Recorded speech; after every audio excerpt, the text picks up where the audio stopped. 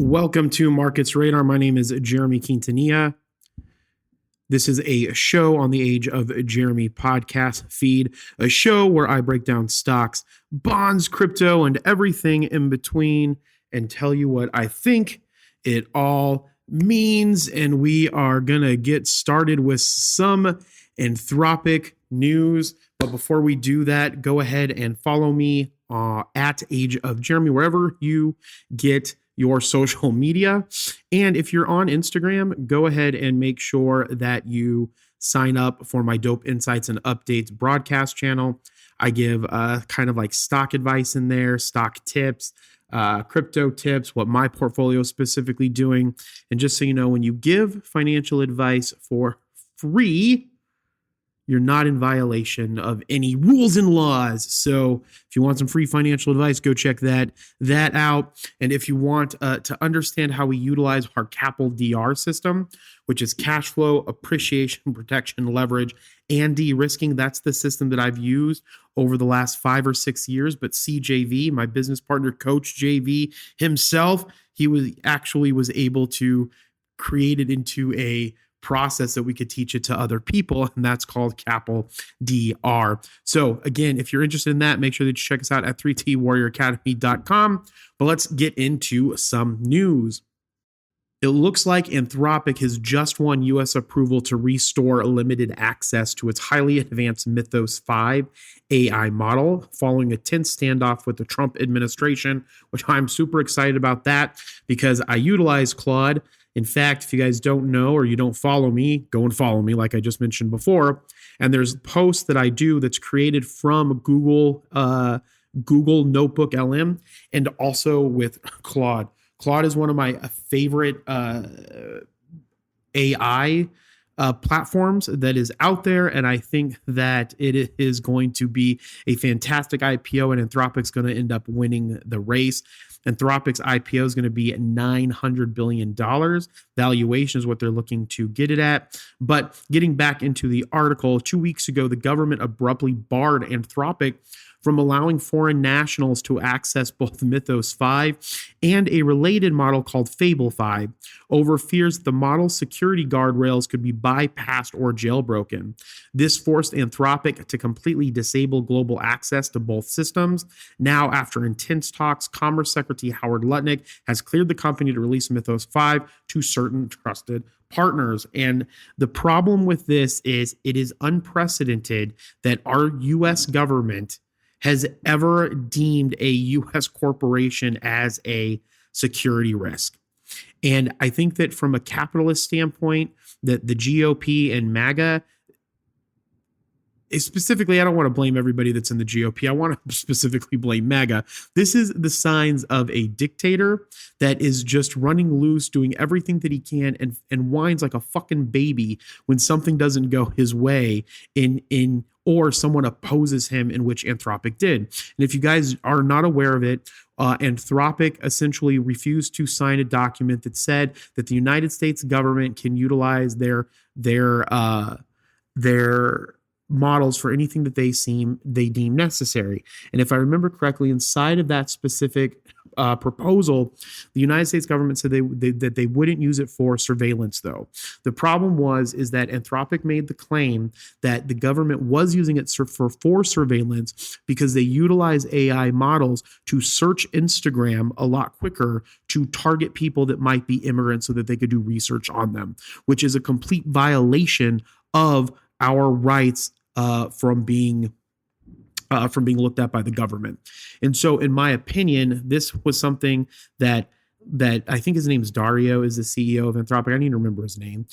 Dario was very adamant about that they did not want this stuff being used by governments for that type of nefarious reasons to push back onto the citizens of the United States, and they refused to sign it, which caused Donald Trump and the rest of the maggots, excuse my language, I guess maggot being like for maggot, not not the F word that I don't like to say, but maggots, to get all up in arms saying that they shouldn't allow that to happen when we need to be the best that we can in this AI race because China's beating us out. But that's what happens when you have a little whiny dictator in office. But moving apart from that, the problem is that despite whether it was Donald Trump or if it ends up being a Democratic president, they should never freeze those types of assets when there is no type of harm that's coming to the United States people. Now, the fact that Mythos 5 had security problems in it, that was something that Anthropic needed to address, and I'm assuming that they were addressing. I don't know the full ins and outs of how they were handling the security risks that were kind of in Mythos 5, but the Fable 5 model that was going out to consumers, there was no reason to blacklist that or for them to take it off of the market, in my opinion, or for the government to want to take it off of the market, even though I believe that Fable 5 is built off of Mythos 5, if I'm not mistaken. But again, if we want a free market society, which right now that's what we live in, I don't know if there's a better alternative for that. I think that there is. But if that's the market that we want to be living in, we do not want to, unless there is an absolute risk to the people of the United States, which in this case, I don't think that there was. We never want the government to be able to instantly freeze tech companies' global product development, especially doing it overnight and stopping it. I think that is anti-capitalist. I don't think there was enough evidence for that. And in my opinion, I think Anthropic should sue the United States government. While Mythos 5 is getting the green light, it's important to understand who is getting it. Anthropic refers to Mythos 5 as its stronger cybersecurity model, and it's being rolled out to a small group of cyber defenders through an invite-only program called Project Glasswing. This inner circle includes market heavyweights like Apple, Google, Cisco, NVIDIA, and Microsoft. Again, this is where they found out there were some problems with it, is because Amazon had access to it, and they had found that and I know I didn't mention it was Apple, Google, Cisco, NVIDIA, Microsoft, but I believe that Amazon was utilizing it, and they found some security risks, which they told the government about, and the government, I'm assuming, told Anthropic to fix it, and then Anthropic went ahead and released Mythos 5 and Fable 5. Anthropic's public-facing model, which is Fable 5, remains completely restricted by the government. Anthropic themselves had to issue a stark warning recently, admitting that perfect jailbreak resistance is not currently possible for any model-specific provider. Now, one of the things that I do kind of find weird about this, and one of the reasons why we need to be very cautious of creating a techocracy, because we're really doing that, is the fact that Apple, Google, Cisco, NVIDIA, and Microsoft are the ones that got the premier access to it, where I'm sure that there's other companies out there that aren't just these these large, ginormous tech companies that could benefit from utilizing this model. And what I would like to see in the future is when they're doing these, that if they get clearance of the model, because I do believe that the models have to be previewed, should be previewed by the government. If the model gets previewed by the government and it gets approved, then that model can then go out into the marketplace, and they can put that into small and medium-sized cyber companies to get their take on it. And it shouldn't just be geared towards the largest tech companies, even though the largest tech companies should have it. I think that there are some other companies that should have this as well. And that's kind of like gatekeeping, in my opinion, but we'll move on. Now, what's fascinating here is that this isn't just an isolated incident for Anthropic. It's reverberating across an entire AI ecosystem. The U.S. government is proving it is incredibly wary of making frontier AI technology broadly available. Rival startup OpenAI is also feeling that specific squeeze.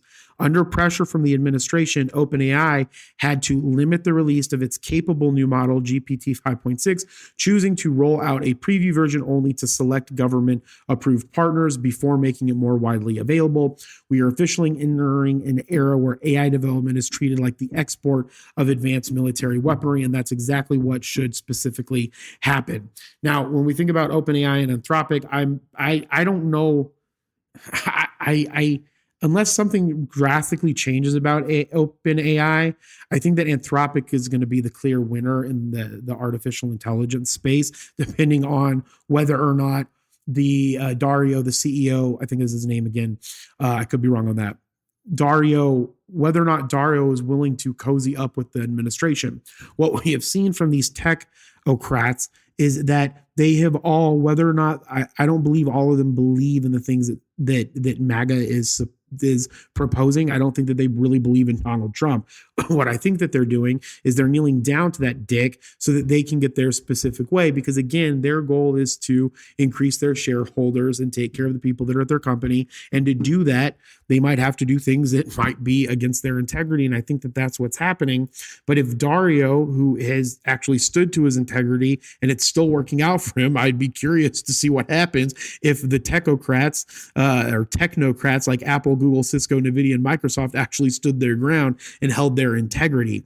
It was interesting because NVIDIA CEO Jensen Huang went with Trump to China, and my guess was it so that China can implement more of Jensen Huang's technology. But China's like, in my opinion, this is what China said to us. China said, fuck you. We don't need you. We're going to figure out how to do it. And technically, they are actually doing that, and they're doing it a lot better than we are.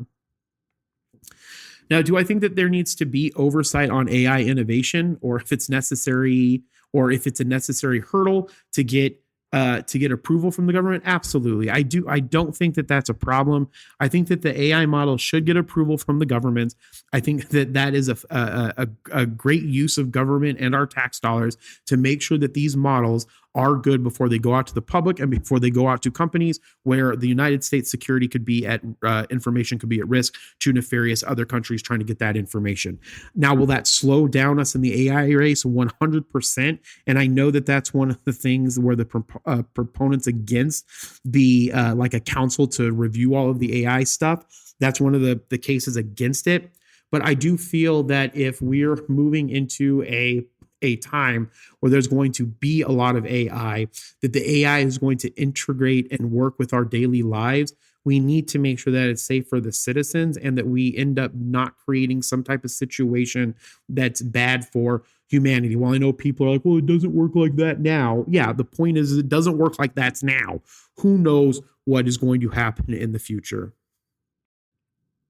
Now, the last thing that I want to mention about this is that this is an unprecedented government intervention, because not only is it an unprecedented government intervention for what they did to a U.S. company, but this intervention in the last intervention that they just recently did against Anthropic comes just weeks after Anthropic confidentially filed for an IPO, boasting, again, a $900 billion valuation.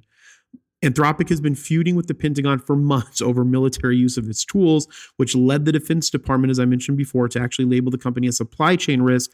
This took place back in March. To smooth things over in these recent talks with the Commerce Department, Anthropic CEO Dario Amati, that's his name, Dario Amati, strategically took a hands-off role, letting co-founder Tom Brown negotiate directly with Lutnick to reduce friction, which I think is a good, smart move.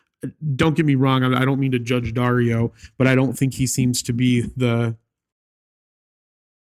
he does not seem to be the political type as it relates to schmoozing and buttering up to the administration. A brilliant gentleman. He's got a PhD in, I want to say computer science, but that doesn't sound 100% right. And I'll look it up later and tell everybody sometime in the future, I'm sure. Now, again, the supply chain risk, as I mentioned, that was labeled from them was a Pentagon, was an ongoing Commerce Department restriction, and it could impact the institutional appetite for a $900 billion IPO.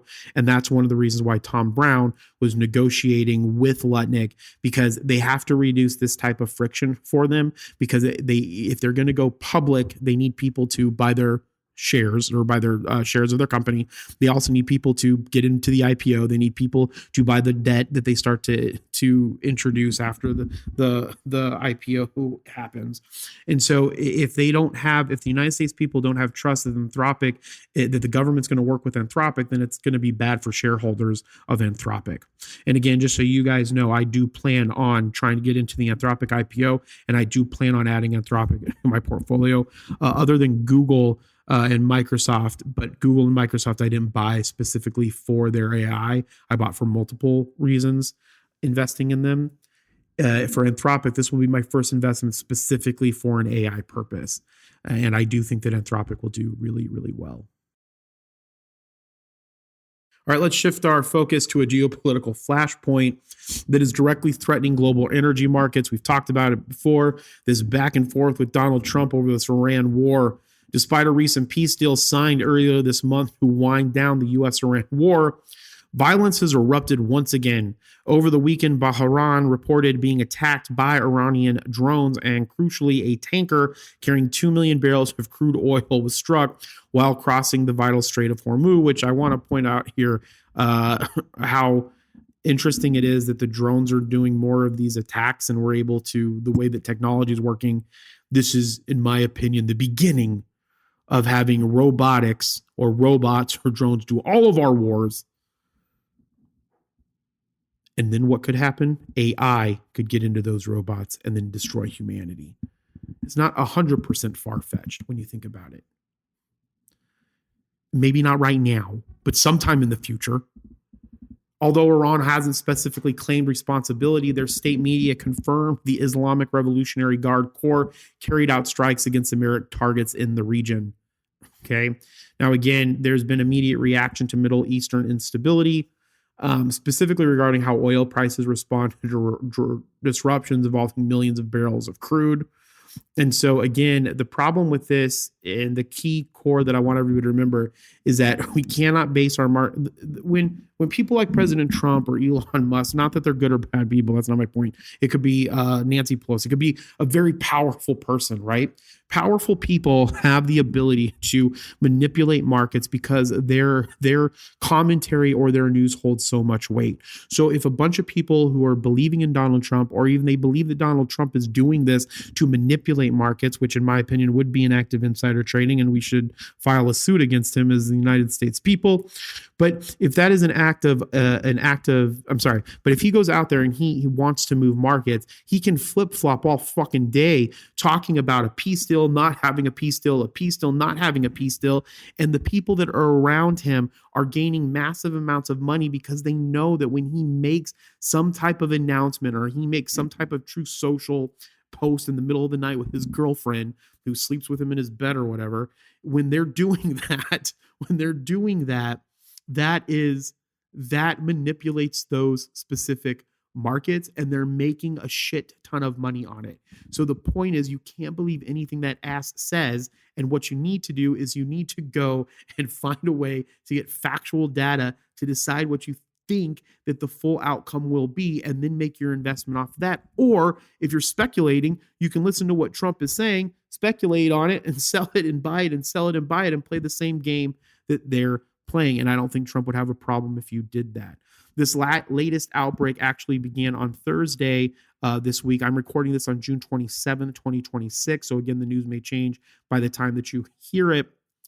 It began on Thursday when a ship transiting near Oman was struck, prompting President Trump to declare it a ceasefire violation and order retaliation strikes on Iranian positions. The situation escalated rapidly, with U.S. forces shooting down multiple drones targeting commercial shipping over this weekend. The threat to global trade is becoming so severe that the U.S.-UK Joint Maritime Information Center has officially raised the maritime security threat level in the Strait of Hormuz to substantial. Adding immense pressure to this already stressed U.S.-Iranian preliminary agreement is the broader regional conflict. Just this past Friday, Israel and Lebanon signed a U.S.-brokered agreement intended to lay out a framework for peace. However, Hezbollah, the Iran-backed Lebanese faction, immediately rejected the deal in a public statement and vowed to continue fighting. We are seeing a complex web of proxy conflicts, making it incredibly difficult to secure a lasting region-wide economic and military ceasefire. And where the difficulty of this is, if we're pricing in geopolitical risk when non-state actors like Hezbollah can instantly reject treaties signed by national governments, then that makes this even more and more volatile. And I believe that the markets are way too optimistic about diplomatic resolution in the Middle East right now. We're seeing things that are happening in the Middle East. And if we think about, and I'm not a World War historian, but if we think about like World War I and World War II, there were these conflicts that were happening years and years and years before that led up to these things becoming global conflicts. When they became the global conflict and the World War then eventually broke out, it made it seem like we were not at war and then we were at war. But if you look at all of the conflicts that are going around the world, we're not taking everything into consideration and thinking about where we're actually headed. If these conflicts continue to happen, if China eventually attacks Taiwan in the next couple of years, if the Ukraine war cannot get taken care of, there's probably some other conflicts in the world that I don't even know about. We continuously move more and more and more forward towards a global conflict or a world type war.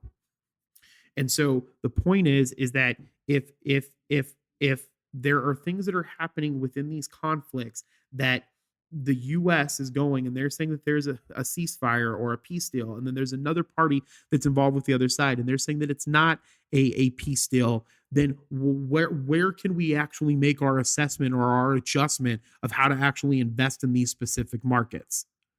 The main thing that you need to have to do for anybody that's followed me for years is find the things that you think are going to be long-term gains, which could still be crude oil. And then you need to make the assessment on how much you want to invest in it over the long term and how much that means that you would invest on a dollar cost averaging in basis. And then just keep buying into that and keep buying into it no matter what these things are happening. And it will fluctuate. It'll be volatile. It will go down. It will go up and so forth. And my point is that we cannot be optimistic about the future of where the world is going. We need to not be like hiding in our bedrooms, but we need to be a little bit more pessimistic and not take everything for what it sounds like when it comes to the news, when it comes to the Trump administration, when it comes to the Democratic Party, when it comes to everybody. Everybody has their own narrative that they're trying to push out into the world to get us to do the things that they want to do. We need to take a step back, look at what the actual data says, what's actually going on in the world, and make our own specific assessments and utilize that assessment to make our own investments. And ultimately, for investors, this comes down to global economics and the flow of oil. President Trump has explicitly stated his primary goal in signing the Iran deal is to reopen the Strait of Hormuz and relieve the economic stress that he caused by going into war and causing the disruption to the oil supplies. The U.S. also hopes to trade sanctions relief for an end to Iran's nuclear program, but massive political roadblocks remain. Both sides want to contain the fighting, but Iran is insisting it be allowed to collect revenue from commercial ships in the waterway and refuses to surrender its nuclear program. I would still, if you listen to my show on Tuesday, I would still consider looking at oil. A lot of the oil companies, not mainly buying directly into oil, but buying something like Mobil and Exxon. Exxon's a part of my portfolio. It gives me a regular dividend on a quarterly basis. I believe it is off the top of my head. I can't imagine it's not a quarterly basis being a publicly traded company.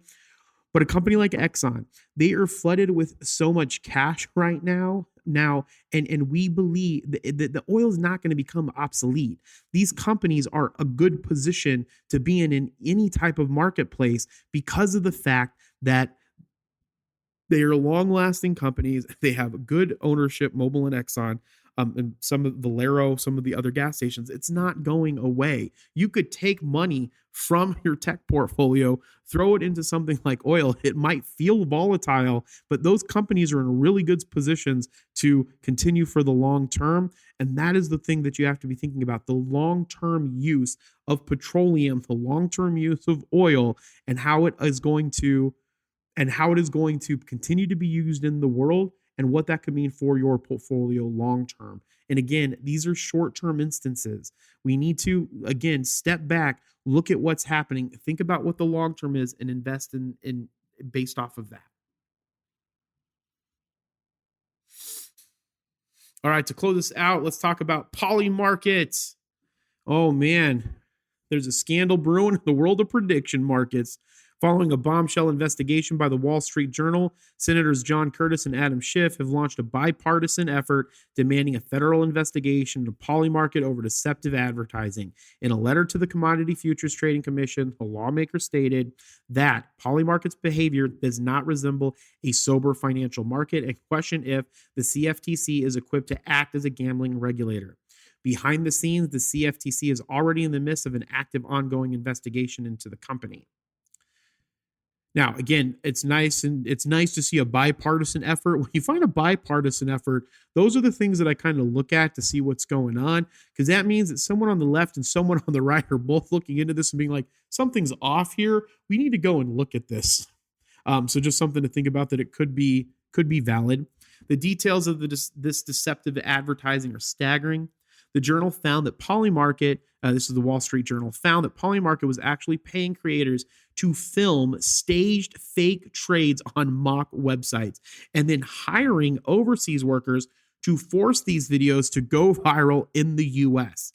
Now, what makes this such a problem is that Polymarket has been officially banned from letting US users trade on its platform since 2022. The investigation reviewed over 1,100 videos, mostly from college-age creators, where none disclosed they were being paid. In many cases, they used altered headlines to fake nearly 900,000 in combined wins, pitching the platform as free money. In reality, if those bets had been real, they would have lost over $166,000. Now, again, this is going to have leave a bad taste in people's mouth, because Polymarket is a crypto company.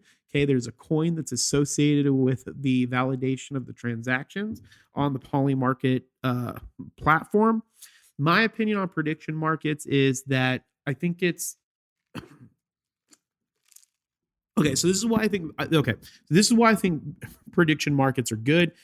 First, I think predictions markets are interesting because they give us information on what people in the United States or the countries or whatever, not in this case if it was banned, like Kalshi is another one. The prediction markets give us a good a good understanding of what the people think is going to happen in a situation, which I feel that is good information for us to be able to look at and have. So, for example, if I want to think about myself and I'm like, okay, do I think that the world's going to go into recession? Let's go. And I say no. Let's go see what the prediction markets say.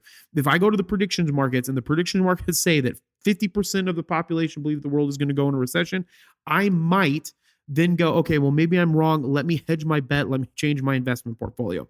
It gets us a good information about what people think is actually going to be happening in the world.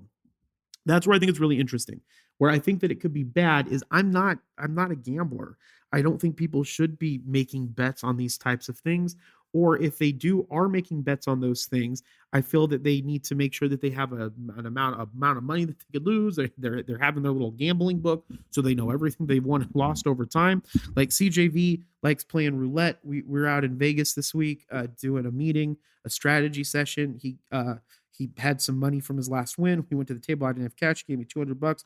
I turned that $200 into $425 on roulette. That was stupid beginner's luck. All I did was I just kept betting on the same exact thing and didn't change my bet, because statistically it's completely random. And so I'm sure that there's some better stuff for roulette. Like maybe I'll buy a roulette for dummies. Maybe when I go on a cruise, or I'd love to learn how to play baccarat. But the thing is, I get so anxious when it comes to just throwing money specifically away for no specific game. So if I'm betting, and this is the crux of what I'm recommending to everybody that's going to bet in these marketplaces, if you're betting, just say I have this amount of money. Once that amount of money is, I'm gone. You have to have fucking discipline, or you could get destroyed with gambling, and that's why gambling can become an addiction. And it breaks my heart to see that type of stuff happen. So that's the reason why I don't like these types of prediction markets. But I think from what they provide from a perspective of what the world believes is going to happen, I think is very interesting. And I think that we should support them in that regard in some capacity.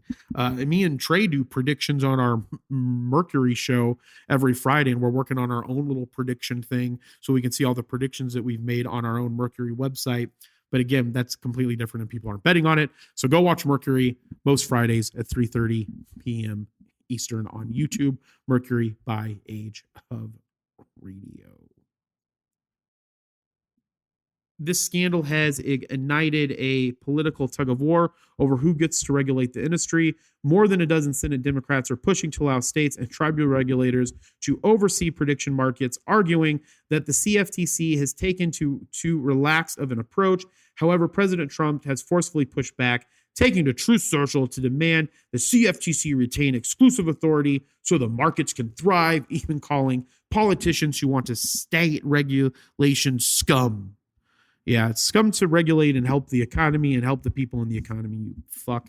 It's worth noting that the president's son, Donald Trump Jr., is an investor in Polymarket and a paid advertiser to the rival platform Kalshi. So, of course, President Trump wants those things to do fucking well because, again, we are turning a fucking blind eye to this fucking aristocrat like we do to all aristocrats. That includes Nancy Pelosi.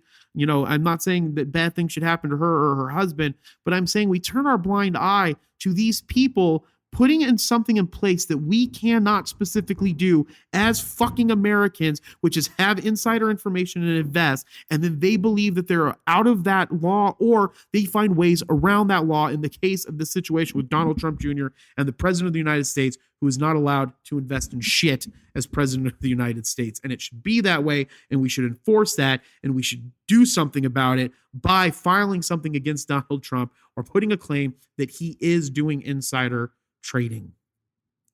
All right, guys, I'm just going to let it end there. As I always say, be thankful, grateful, and kind.